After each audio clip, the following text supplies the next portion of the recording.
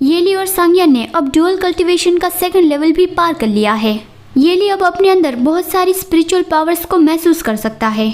सांगयान दानव लोक से है और उसकी हाइट भी येली से ज्यादा है, तो इस वजह से ड्यूअल कल्टीवेशन में येली को ज्यादा बेनिफिट मिल रहा है। ड्यूअल कल्टीवेशन में इतना आगे तो येली के मास्टर या फिर उसके भी मास्टर कभी नहीं पहुंच पाए हैं। ये जानकर सांगयान खुश हो गया कि ये तो कमाल हो गया, और वो कह रहा था कि हम ये और ज्यादा कर सकते हैं। लेकिन येली को सांगयान की चिंता हो रही थी, क्योंकि ड्यूअल कल्टीवेशन से सिर्फ येली को ही ज्यादा फायदा मिल रहा है और सांगयान की हालत भी खराब हो रही थी। लेकिन सांगयान कहता है कि मुझे कोई भी प्रॉब्लम नहीं है, अभी लोहा गर्म है तो उस पर हथौड़ा मारना सही रहेगा, और वो उससे कंटिन्यू करने को कहता है। और यहाँ पे दूसरी ओर जियो चेन ने इन्वेस्टिगेट करवाया तो उसे पता चला कि 500 मीलों की दूरी पर सारे सिटीज के लोग मर चुके हैं। उन सबकी डेड बॉडीज ऐसे ही रास्तों पे पड़ी है और उसकी मौत की वजह अननोन है। यूनहुआ कहती है कि हम अब भी उस बारे में चेकिंग कर रहे हैं, लेकिन जियो चेन उसे मना करता है कि चेक करने की कोई भी जरूरत नहीं है। सुरक्षा बंदोबस्त कैसा है वो बताओ तुम। यूनहुआ उससे वाटर मिरर में सारा मैप दिखाती है। माउंटेन के चारों ओर प्रोटेक्शन फॉर्मेशन की 3 लेयर्स है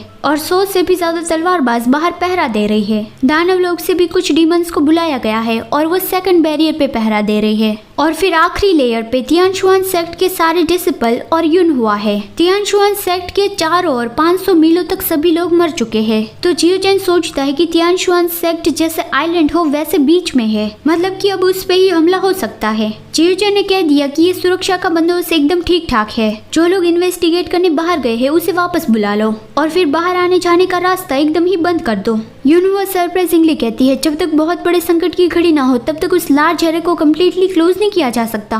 क्या आपको सच में ये लग रहा है कि हम पे बहुत बड़ा अटैक होने वाला है? जियो चेन कहता है लड़की तुम सही हो, ये डेफिनेटली तियानशुआन सेक्ट की हिस्ट्री में सबसे बड़ी संकट की घड़ी बनने वाली है। पहले दुश्मन कैओस से डर रहे थे, लेकिन अब हमारे पास कैओस नहीं है, हम अभी बहुत ही नाजुक परिस्थिति में है। तो फिर इस मौके का फायदा दुश्मन जरूर उठाएगा और जैसे मैंने उम्मीद की थी हम पे जल्दी ही हमला होने वाला है। और यहाँ पे दूसरी ओर जिन सड़कों पे लाशें पड़ी थी, कंकाल पड़े थे, वहाँ पे ज़ोयू चल रहा था और वो अपनी फ्लूट बजा रहा था।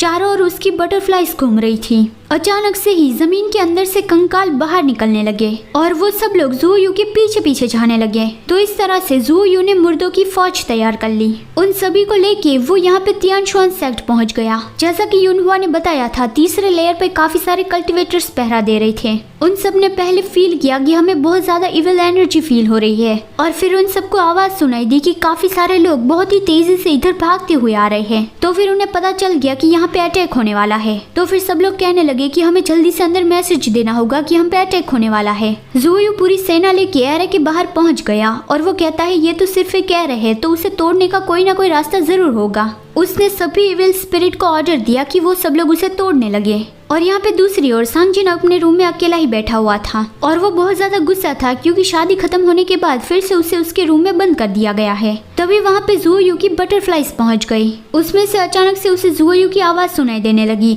और उस आवाज से ही वो गहरी नींद में सो गया। वो एक बहुत ही हैप्पी सपना देखने लगा, जहाँ पे वो अकेला ही ज़ोयू के साथ था। जैसा कि सांगजिन ने पहले कहा था कि वो ज़ोयू के लिए एक घोंसला बनाएगा, वहाँ पे फिर वो दोनों साथ में रहेंगे। तो फिर वो ज़ोयू को कह रहा था कि चलो मैं इस पेड़ पर ही तुम्हारे लिए एक घोंसला बना देता हूँ। ज़ोयू कहता है क्या मुझे पेड़ पर ही सोना पड़ेगा? तुम एक चिड़िया हो तो वहाँ पे तुम आसानी से सो पाओगे, लेकिन मेरे लिए ये थोड़ा अनकंफर्टेबल होगा। सांगजिन अपने फीनिक्स वाले रूप में था। वो कहता है कि अब मुझे क्या करना चाहिए, मुझे तो सिर्फ घोंसला बनाना ही आता है, मुझे घर बनाना नहीं आता। तभी ज़ोयू ने उसकी ओर अपनी बाहें फैलाई और कहा कि आजिन यहाँ पे आओ। तो सांगजिन खुश हो गया, उसने अपना ह्यूमन फॉर्म ले लिया और वो ज़ोयू की बाहों में आ गया। ज़ोयू कहता है जल्दबाजी की कोई जरूरत नहीं है, अब मैं तुम्हारे पास आ गया हूँ ना। सांगजिन कहता है मैं बहुत ज्यादा खुश हूँ, क्या तुम सच में मेरे पास आ गए हो? आपके लिए एक सवाल, आपको इस कहानी में से कौन सा कपल ज्यादा अच्छा लगता है? नंबर 1 येली और सांगयान, नंबर 2 फॉक्स और ग्लूटोन, नंबर 3 जियो चेन और फनशाओ, नंबर 4 स्टबन और डिसेंट, नंबर 5 सांगजिन और ज़ोयू। एक मिनट, देखा जाए तो सारे कैरेक्टर्स आ गए सिर्फ हेवन को छोड़ के, मतलब कि कहानी का मेन विलन हेवन है ना। और हाँ, मेरा फेवरेट कपल है फॉक्स और ग्लूटोन।